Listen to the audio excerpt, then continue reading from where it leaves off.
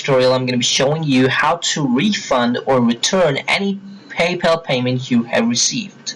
So for that, just log into your PayPal account, and this right here is the amount, the transaction I received by mistake, and I just want to refund to the sender. So I'm going to be clicking on this payment, and then right here there's a issue a refund button. I'm going to click on that button, and then a form appears. Here I'm going to review the details. This is the sender's email and the amount. I can make changes to the amount if I want to, and then at the bottom I'm going to click on Continue button, and then I'm going to review the details once again, and then click on Issue Refund button.